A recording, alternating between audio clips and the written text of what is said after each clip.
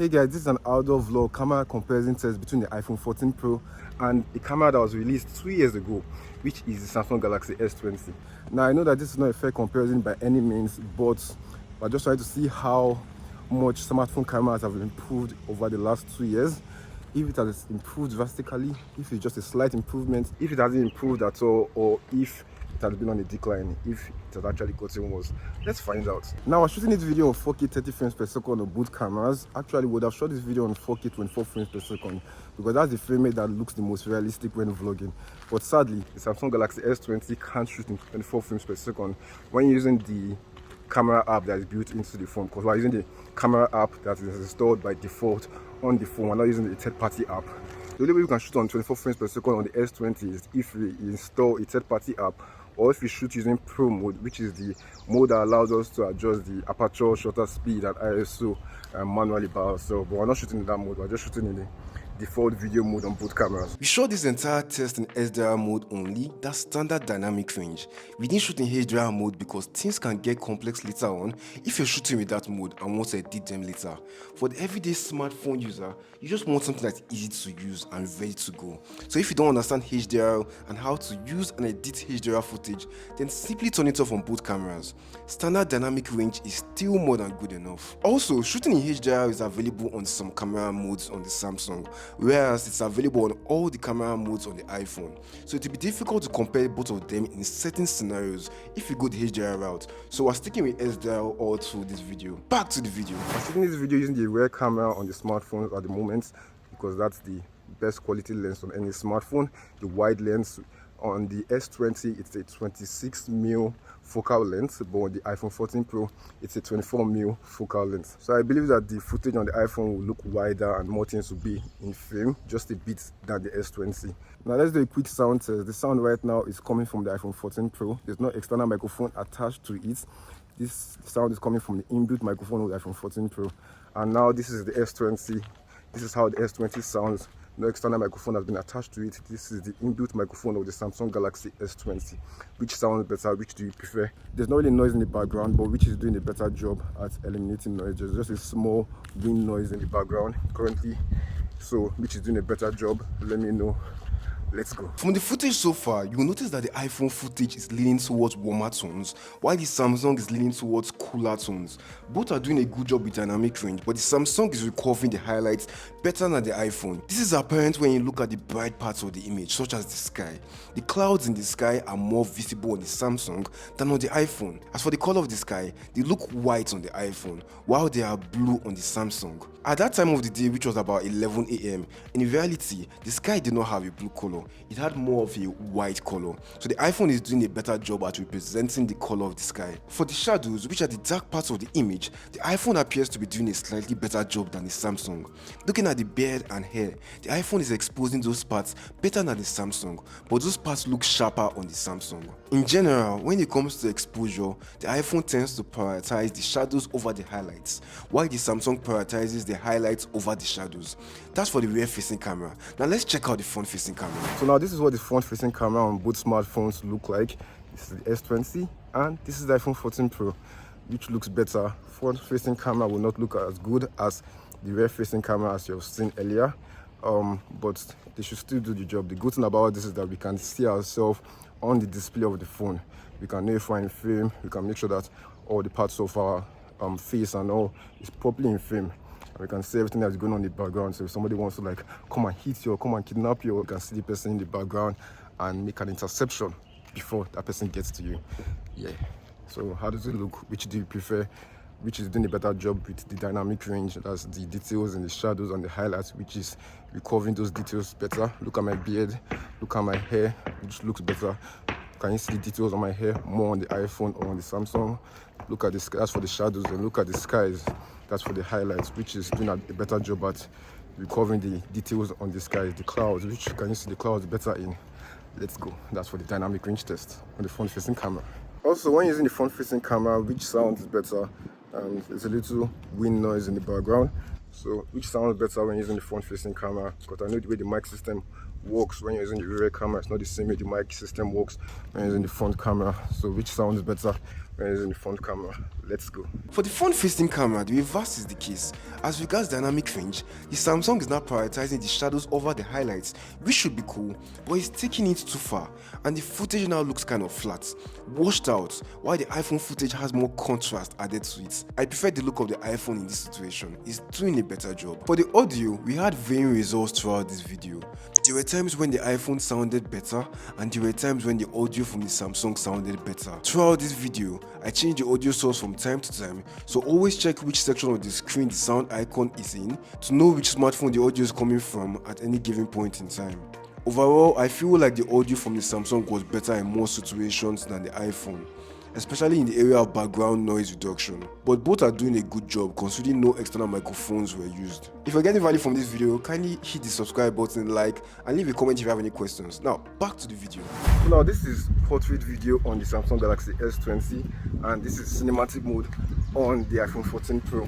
So the quick advantage that the iPhone 14 Pro has over the Samsung Galaxy S20 in terms of this cinematic mode feature is that the cinematic mode on the iPhone 14 Pro can be recorded in 4K, which is what we're doing right now, recording the cinematic mode on the iPhone 14 Pro in 4K 30 frames per second.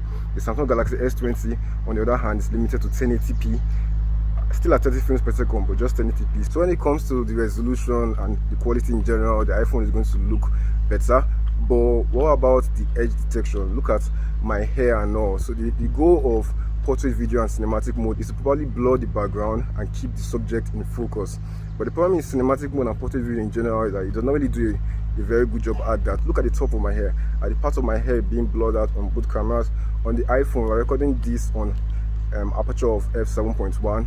On the Samsung Galaxy S20, they don't have that aperture mode, so what they do is this blur strength. They use blur strength there, so we're using a blur strength of 4, which is like the midpoint. F7.1 is like the midpoint of the iPhone 14 Pro, because if you carry it to like the highest strength on the Samsung, or if you carry it all the way to f2.8 on the iPhone, it's going to look way too not like it's going to look very blurry, which is cool, but the edge detection is going to be very bad. The parts of my ear, parts of my hair could be blurred out, which is not really cool, especially my hair. So that's the reason why we just put it at the midpoint to see how it fares in that point. So how does it look in general? Is this a usable mode on both cameras? Is it much better on the iPhone? Definitely when it comes to the quality, because the iPhone is recording in 4K, it will look better. But when it comes to the blurring the background and keeping the subject in focus, which is looking better, then the iPhone doing a way better job, or are they doing similar jobs, or the Samsung doing better? Who knows? Let's find out. Another cool thing about cinematic mode on the iPhone 14 Pro is that later in post, you can always go and adjust the aperture. So I can go to my photos library and go to that particular video and change the aperture. So from f7.1, I can take it all the way to f2.8, and I can also take it all the way to f16. I can also adjust what I want to be in focus at every given point in time. So I can change the focus point from the subject to another thing. The Samsung, once I've recorded it, you can't change the focus point, you can't change the aperture. I think it's only in normal portrait mode, which is when you're taking pictures, that you can change the aperture, or that's change the blur strength, but you can't do that in portrait video. So that's another advantage that the iPhone 14 Pro has when you're shooting in cinematic mode over shooting in portrait mode on the Samsung Galaxy S20. So this is what cinematic mode on the iPhone 14 Pro looks like when using the front-facing camera, and this is what portrait video looks like on the Samsung Galaxy S20 when using the front-facing camera, which looks better in the front-facing camera. I can see myself because I can see the display, I can see the screen, I can see what's going on. For slow motion, both cameras can shoot slow-mo videos in 1080p resolution at 240 frames per second, but the iPhone has one major flaw when shooting in slow-mo. Check out this iPhone slow-mo footage.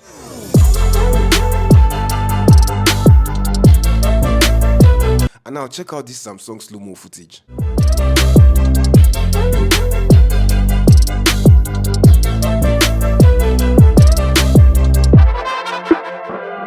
Were shot at 240 frames per second, but if you look closely at the iPhone footage, you will notice that the motion of the iPhone footage looks choppy, whereas that of the Samsung looks really smooth. That's because for some reason, the iPhone actually does not record the videos at 240 frames per second. It actually records at a frame rate lower than that.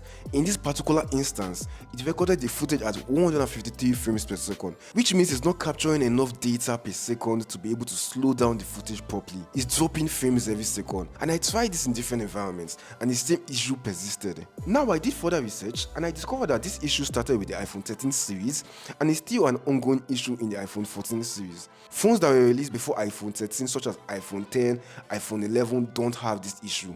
They can record slow-mo videos at the full 240 frames per second without dropping frames. It's surprising that Apple hasn't yet fixed this. Other than the choppy nature of the iPhone 14 240 frames per second footage, it actually looks better than the Samsung footage in terms of image quality. The Samsung footage has less detail and is also noisier if you look closely at the car. This was shot in broad daylight, so we're not lacking light by any means, but still, there was visible noise in the footage on the Samsung. The alternative on the iPhone is to shoot in 120 frames per second instead of 240 frames per second. Yes, the video will not be as slow as when you shoot in 240 frames per second, but it doesn't drop frames in this mode. You actually get a 120 frames per second video, so the footage will look smooth. The Samsung can also shoot in a whopping 960 frames per second, but it's limited to 720p resolution only. It's really slow and smooth, which is cool, but it's not a mode I personally would ever shoot in because the image quality is not as good as when you shoot in the previous modes. It also has a shooting time limit of about 8 to 10 seconds, after which it stops recording automatically. This means you have to time what you want to shoot properly, else you miss your shots.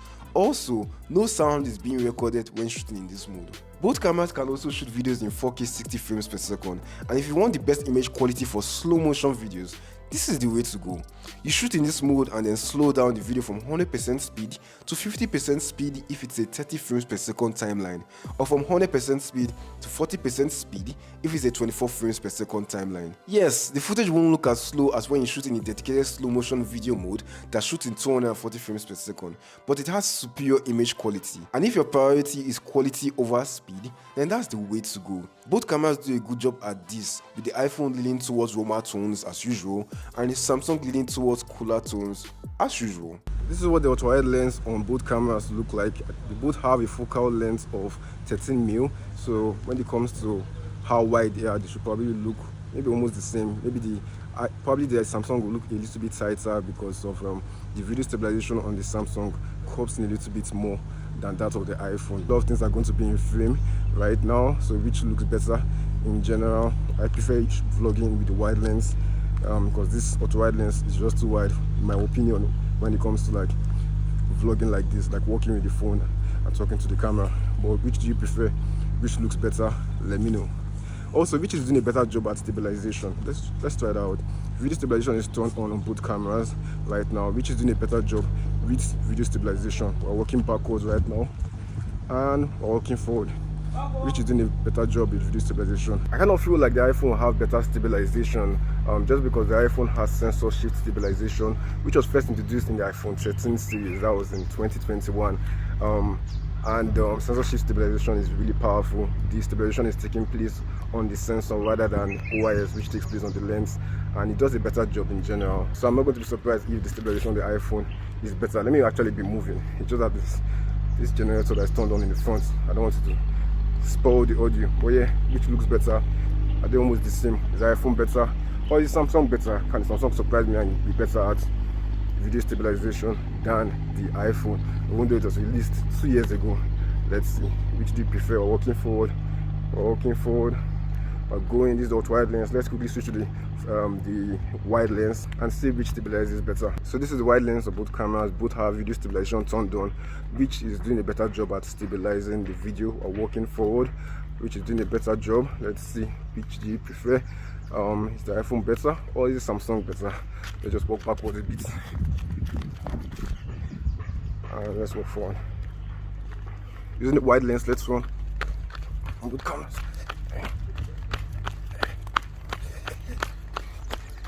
So for fast moving situations like that where we're running and all, the best mode to use is action mode on iPhone 14 Pro and ultra steady stabilization on the Samsung Galaxy S20. So let's turn that mode on right now. It's going to crop in quite a lot, and also the resolution on the iPhone is going to drop from 4K to 2.8K resolution. So quality is going to drop and it's going to crop in quite a lot. But let's see. On the Samsung Galaxy S20 it's also going to go from I think 4K to 1080p. And it's also going to crop in a whole lot, but let's put it on that mode and see if it's feasible. So we have super steady mode turned on the Samsung Galaxy S20 and action mode turned on the iPhone 14 Pro. We're using the ultra wide lens just so that it's going to be wide enough so that we can be able to still see ourselves when we're running, which we're about to do right now. So in 3, 2, 1, let's go.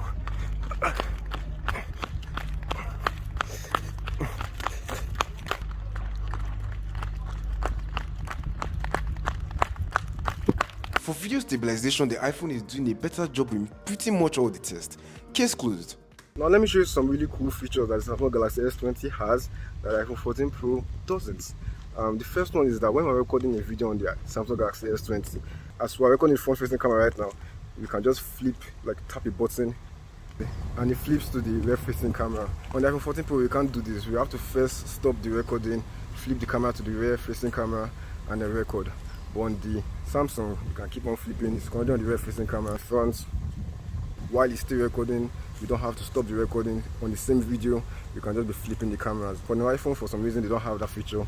And when I found out that they didn't have that feature, I wasn't happy because it's a feature I use a lot on my Samsung. One major con of the Samsung though is that you cannot use the ultra-wide lens or the telephoto lens to shoot 60 frames per second videos or slow motion videos. You can only shoot those types of videos using the main lens, which is the wide lens. Another cool feature that the Samsung Galaxy S20 has that the iPhone 14 Pro doesn't is dual recording. So basically, I can record with both my front-facing camera and my rear-facing camera at the same time. So if you notice right now, most parts of the frame is being recorded with the rear-facing camera right now, but there's a small section at the left where you can also see what's going on the front-facing camera, which is my face, which is me talking.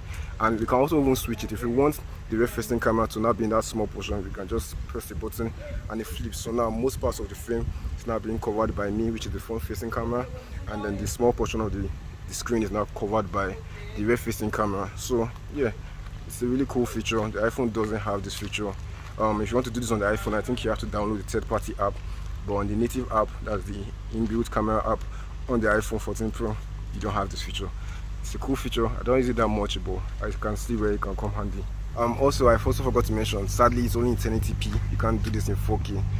So this is only the max resolution for dual recording is 1080p, but yeah, it's still good. 1080p is not the worst. 1080p was once the best resolution available, but yeah.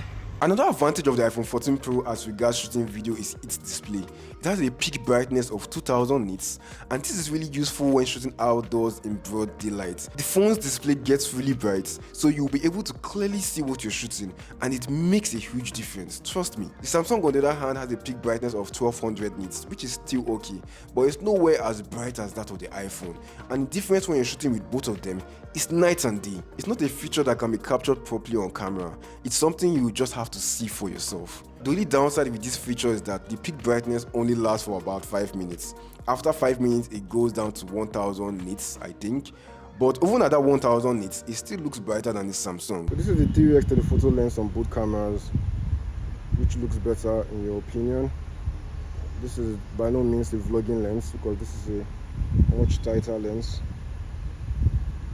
This is a lens that will just be ideal when you want to get like B-roll shots, tight shots, you know, product shots and stuff like that.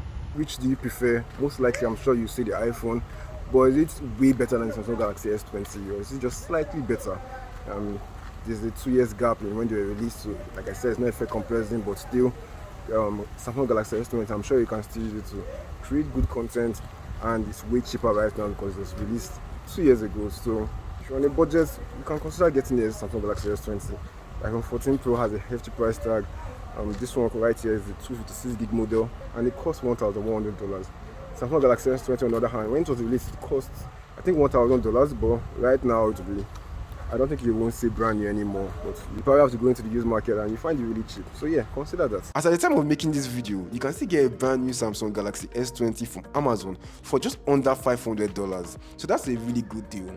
Bottom line is that you cannot go wrong with any of the smartphones. They're both very good smartphones. iPhone 14 Pro definitely is better, but there's some features that the Samsung has that the iPhone doesn't even have. So if you're really interested in those features, then you should even consider getting the Samsung over the iPhone. Overall, the iPhone is the better video camera, but if on a budget, stick with the Samsung. You're going to get amazing quality with it. Some may won't say they won't prefer the image quality of the Samsung over the iPhone. It's all about what you prefer. For more tips, tricks, and general information about the iPhone 14 Pro, check out this iPhone 14 Pro playlist by clicking here. If you want to see how the camera of the iPhone 14 Pro compares to that of a digital camera, check out this video right here. That's it for this video, guys. Thanks for watching. If you're new to this channel, kindly subscribe, like this video, leave a comment and share to people that may be interested in this kind of content. We'll see you in the next one. Cheers.